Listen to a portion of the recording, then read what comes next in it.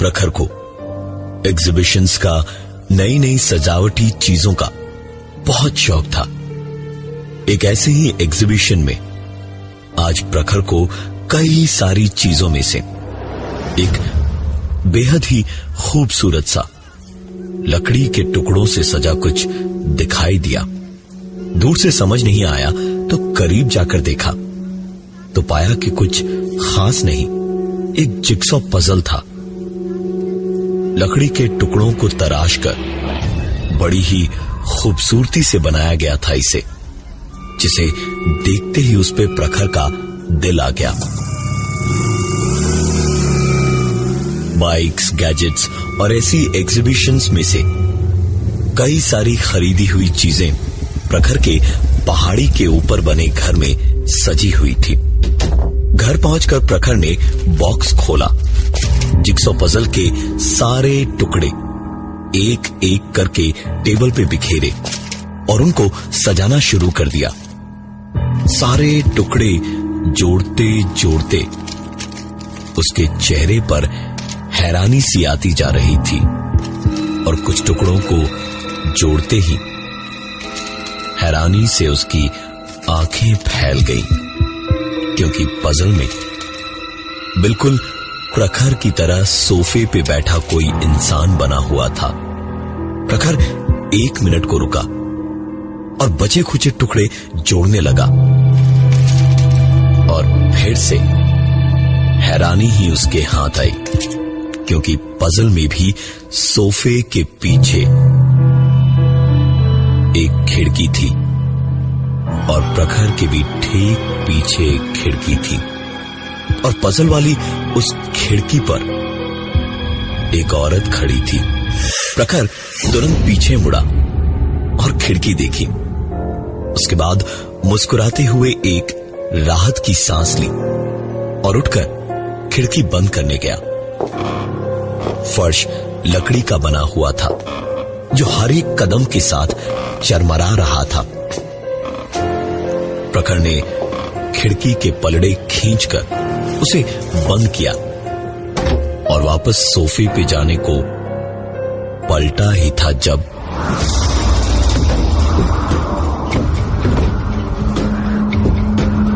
एक पल को प्रखर बुरी तरह से घबरा गया, लेकिन फिर अगले ही पल खुद पे ही हंसता हुआ उसने वापस खिड़की को खींचकर बंद किया। दिन भर की थकान कुछ ज्यादा ही थी आज, तो चरमराती हुई लकड़ी की सीढ़ियों पे चढ़ता हुआ ऊपर अपने कमरे में गया और नहा के लेटा तो लगभग उसे तुरंत ही नींद आ गई। नींद गहरी तो थी, लेकिन गहरी नींद में भी एक आवाज,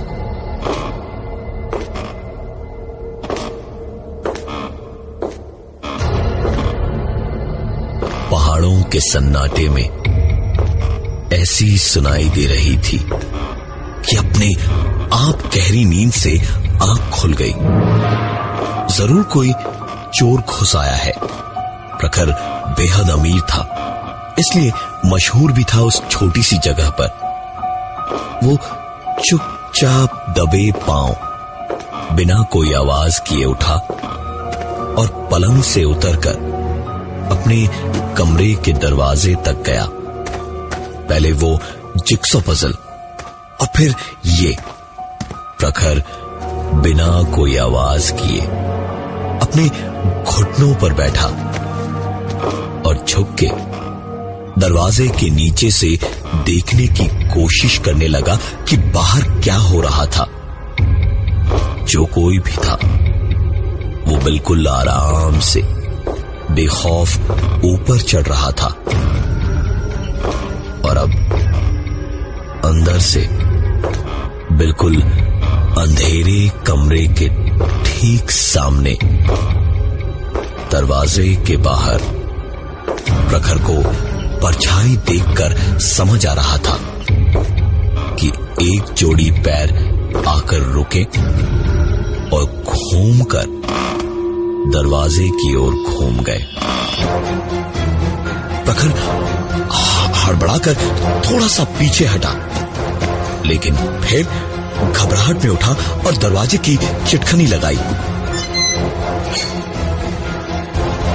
प्रखर वापस पलटकर हाथ में खुद की हिफाजत के लिए कुछ ढूंढ ही रहा था जब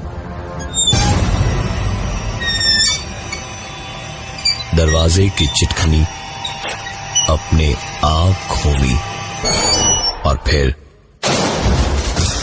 दरवाजा जोर की आवाज के साथ अपने आप खुल गया।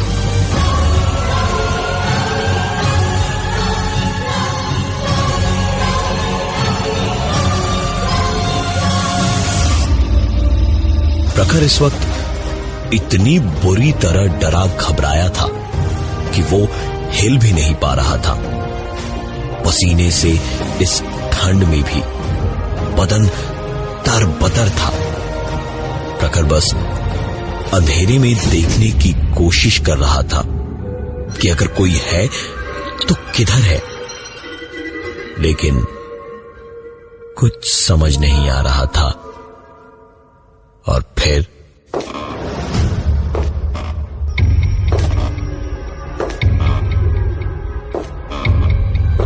एक के बाद एक कदम धीमे धीमे आगे बढ़े। प्रखर के पूरे बदन पे जैसे इस वक्त सांप रेंग रहे थे। प्रखर ना ही हिल पा रहा था और ना ही वो पूरी ताकत लगाकर चीख पा रहा था। धड़कन भी ऐसी थी जैसे कुछ ही देर में उसका दिल सीने से फटकर बाहर निकल आता। खून नसों में उबलता हुआ गुजर रहा था और वो कदमों की आवाज उसके ठीक सामने से होती हुई दीवार तक गई और फिर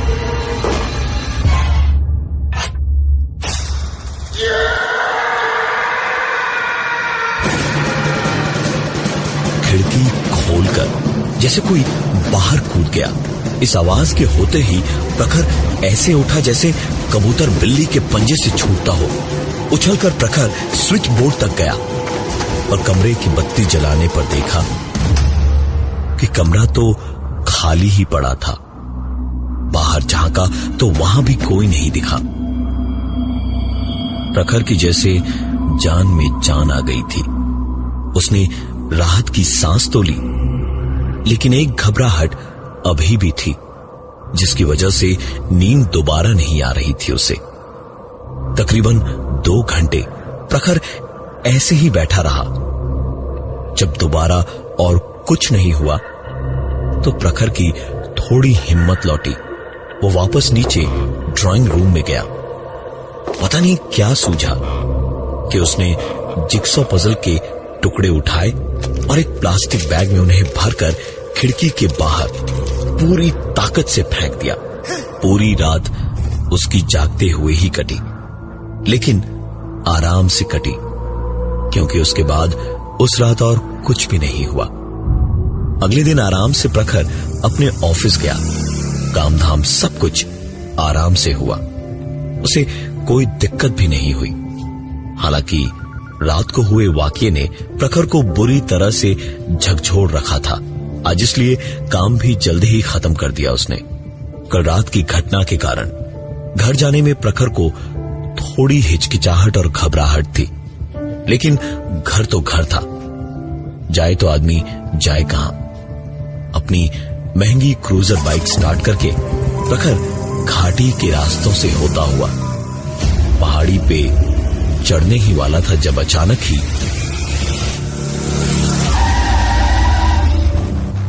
एक बूढ़ी औरत पता नहीं कहां से सामने से रास्ता पार करती हुई सामने आ गई। सही वक्त पे बाइक रोक दी थी तो एक हादसा होते होते रह गया। राहत भरी एक सांस लेकर बूढ़ी औरत को जाता हुआ देख प्रखर ने अपनी बाइक स्टार्ट की और पहाड़ी पर चढ़ गया। ठंडी हवाओं से प्रखर पिछली रात हुए वाकये को कुछ वक्त के लिए भूला ही था, जब एक बार फिर से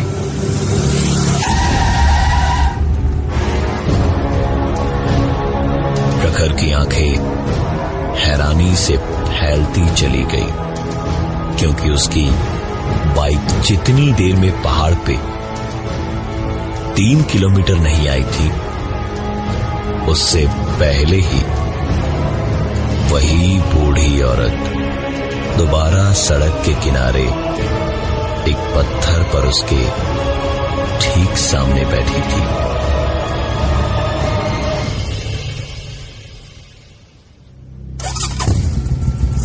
प्रखर ने तुरंत ही गियर लगाया और वहां से तुरंत निकला। तकरीबन 3 किलोमीटर ही और गया था जब वही औरत फिर से उसे सड़क के किनारे दिखी। इस बार प्रखर ने अपनी बाइक नहीं रोकी, वो चलता गया और सीधा अपने घर आकर ही रुका और तुरंत ताला खोलकर अंदर आया।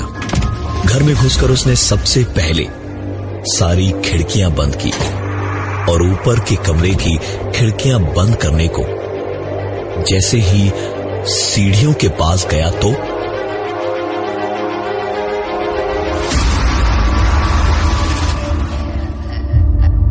वही बूढ़ी औरत उसके सामने सीढ़ी पर ऊपर बैठी हुई थी।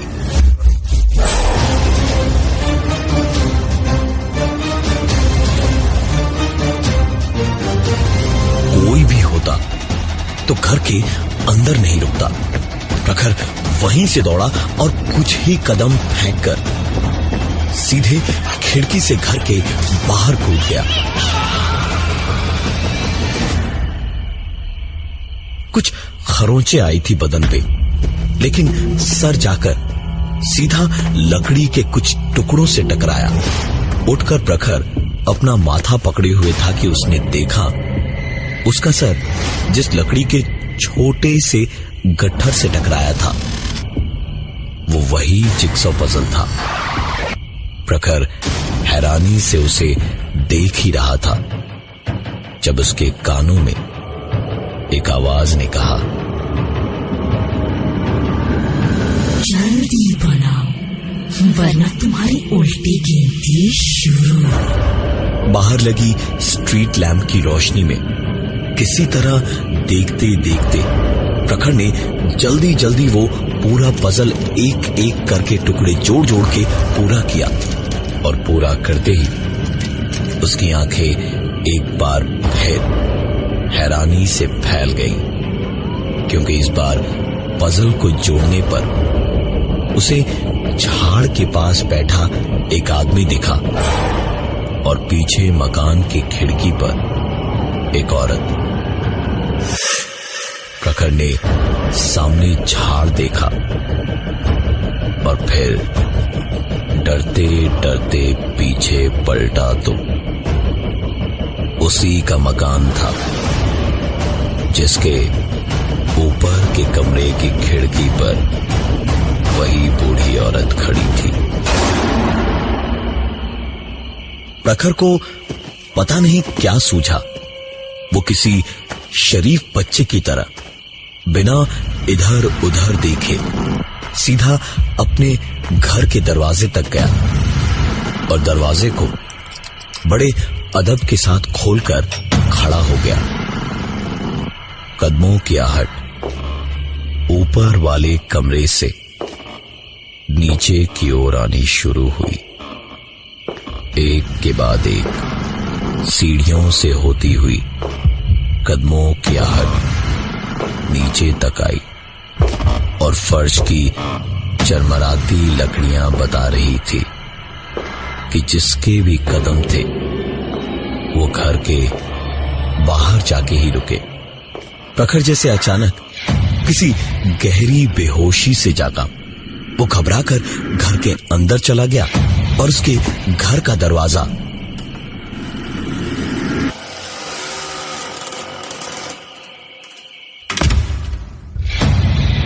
अपने आप बंद हो गया। प्रखर काफी देर तक वहीं ड्राइंग रूम में ही बैठा रहा और फिर पता नहीं कब उसकी आंख लग गई। अगले कुछ दिन आराम से तो कटे, लेकिन इतना कुछ अगर किसी के साथ हो जाए तो घबराहट जैसी होनी चाहिए वैसी ही प्रखर के दिल में भी थी। धीरे धीरे सब ठीक हो गया और प्रखर की घबराहट भी निकल गई। एक रात प्रखर रात का खाना बना रहा था और खाना बनाते बनाते कुछ मसाले इधर उधर ढूंढ रहा था जब प्रखर की ठीक हो चुकी जिंदगी में एक बार फिर अचानक वही घबराहट लौट रही थी। एक बार फिर ऐसा लग रहा था जैसे किसी ने पैरों में बेड़ियां बांध दी हैं। हिलना डुलना तो दूर की बात थी, सांस भी बड़ी मुश्किल से ही आ रही थी। प्रखर इससे अब और भागना नहीं चाह रहा था। उसने एक झटके से किचन के ऊपर बनी वो ड्रॉर खोली तो अंदर वही जिक्सॉ पजल रखी थी। उसे उतारकर सामने रखा तो कान में फिर से वही आवाज बोली, जल्दी बनाओ वरना तुम्हारी उल्टी गिनती शुरू। प्रखर बड़ी अजीब सी डरी हुई निगाहों से कुछ देर तक उसे बस देखता रहा और फिर उसे किनारे रखकर प्रखर वापस खाना बनाने लग गया कि चाहे जो हो जाए वो डरेगा नहीं। नुकसान तो कुछ पहुंचाया नहीं था उसने अभी तक। प्रखर ने वापस कढ़ाई को हाथ लगाया ही था कि पता नहीं कैसे कढ़ाई उछली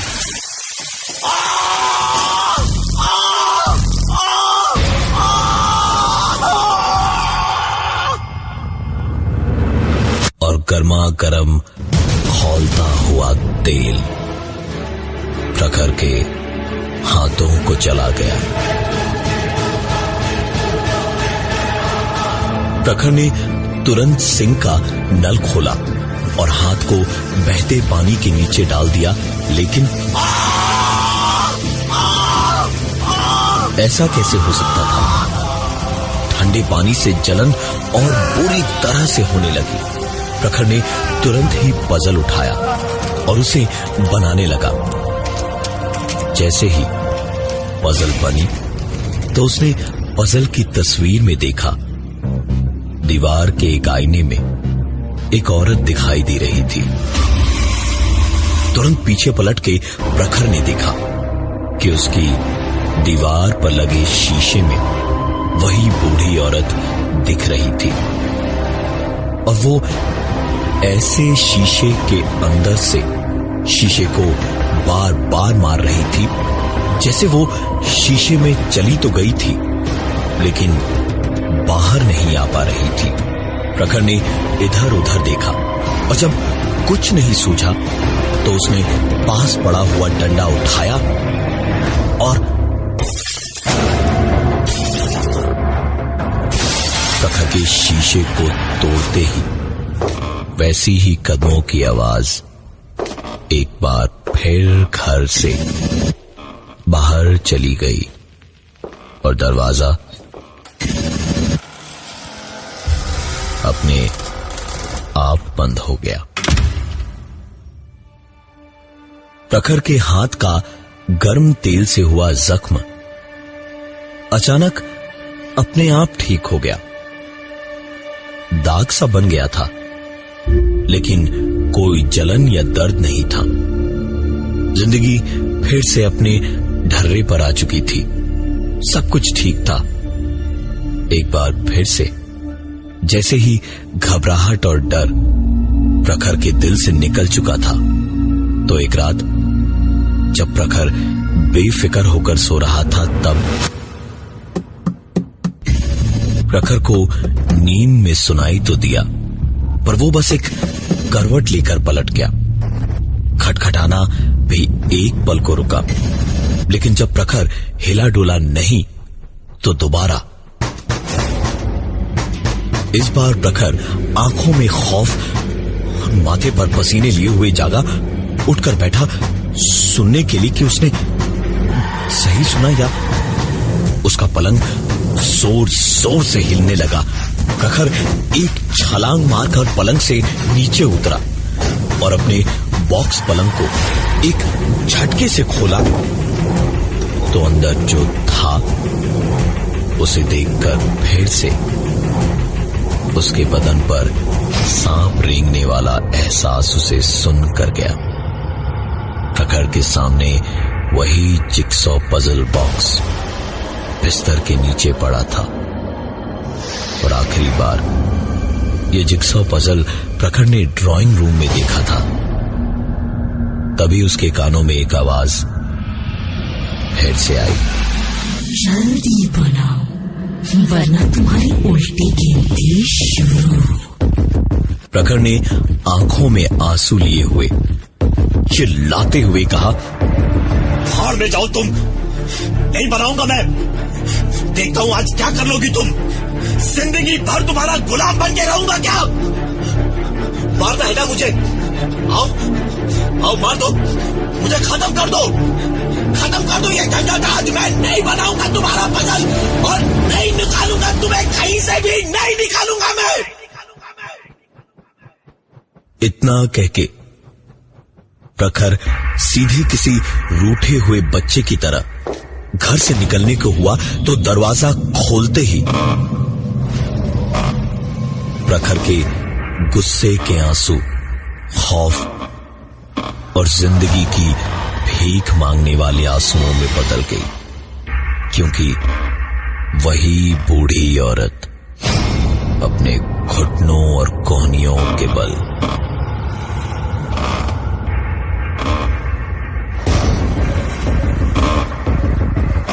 किसी जानवर की तरह रेंगती हुई सीढ़ियों से ऊपर कमरे की तरफ आ रही थी।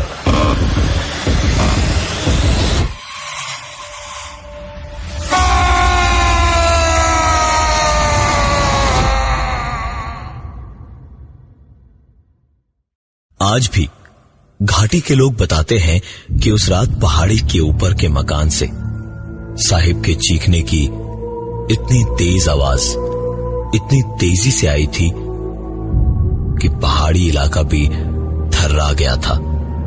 और उसके बाद से ही पूरी घाटी में कभी भी कहीं भी किसी के भी घर कोई मौत होती है या कोई भी अनहोनी होती है तो एक रात पहले घर के आसपास कहीं न कहीं एक पागल फटे कपड़ों, उलझे बालों और बढ़ी हुई दाढ़ी में सड़क पे कुछ लकड़ी के टुकड़े जोड़ता हुआ कुछ बनाने की कोशिश करता हुआ दिखता है।